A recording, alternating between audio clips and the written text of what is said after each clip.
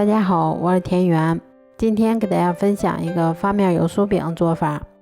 首先我们准备300克的普通面粉，先加入3克酵母粉，再加入5克白糖。接着我们用筷子先把它们充分搅拌均匀。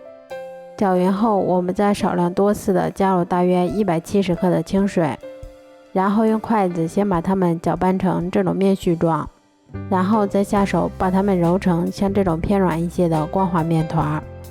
揉好后再给它盖上保鲜膜，让它先行发至原来的2倍大。接着我们在小碗里面先准备20克的普通面粉，然后先加入3克盐，再加入3克五香粉，最后我们再淋入20克烧好的热油，然后用筷子把它们充分搅拌均匀就可以啦。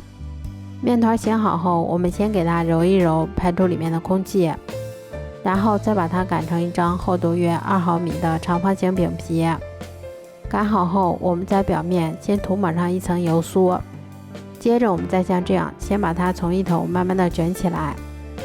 卷好后，我们再用刀把它切成大小均匀的小剂子，接着我们把每个小剂子按扁成小饼的形状就可以啦。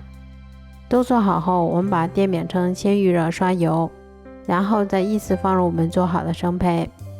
接着我们在表面先刷上一层食用油，防止水分的流失。全程用中小火慢烙，中间给它们勤翻动一下，确保受热均匀。最后一直烙至2面金黄后就可以出锅啦。这样做出的发面油酥饼吃起来非常的营养美味，而且做法也非常的简单快速。如果喜欢的话就试试吧。喜欢我的视频就关注我吧，谢谢您的支持。